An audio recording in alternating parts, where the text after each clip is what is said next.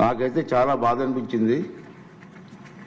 ప్రజాస్వామ్యంలో మన రాష్ట్రంలో ఉన్నతమైన సభ ఈ సభ. ఆ సభకి ప్రసంగించడం కోసం ముఖ్య అతిథిగా గవర్నర్ గారిని అతిథిగా మనం ఆహ్వానించుకున్నాం.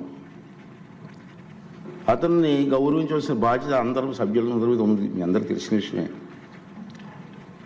అటువంటి గవర్నర్ గారు ఉపన్యాసం చేస్తున్నప్పుడు నిన్న జరిగిన సంఘటన సభ్య సమాజం సిగ్గుపడవలసిన విషయం నేను భావిస్తున్నాను.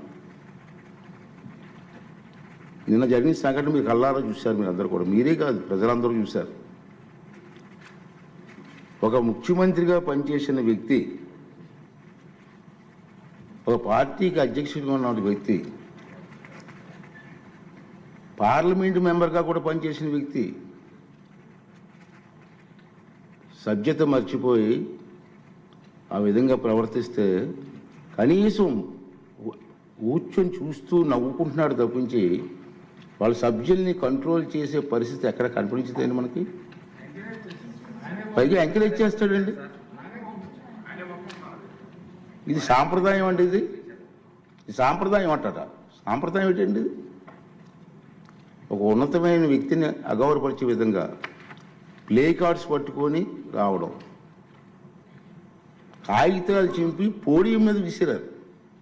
అంటే గవర్నర్ మాట్లాడుతూ ఉంటే గవర్నర్ మీద, ఇది పద్ధతి కాదు.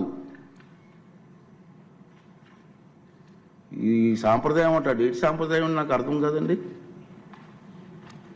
ఇది పద్ధతి కాదు, ప్రజాస్వామ్యం ఇది మంచి పద్ధతి కాదు. పైగా అతనికి ఆలోచన లేకపోయినా పక్కనే ఉన్నటువంటి సీనియర్ మెంబర్ బొత్స సత్యనారాయణ గారికి కూడా ప్రోత్సహించారు. వారైనా ఇది తప్పు అని చెప్పే పరిస్థితి లేదు.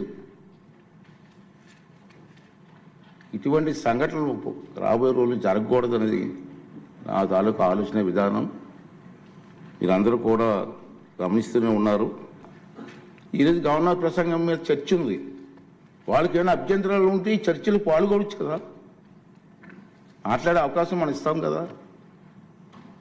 ఈ రోజంతా మాట్లాడవచ్చు. మీరు హౌస్కి వచ్చి మీరు మాట్లాడకుండా మీ ఇష్టం వచ్చినట్టు ఈ విధంగా ప్రవర్తించడాన్ని అందరం కూడా ఖండించవలసిన అవసరం ఉంది.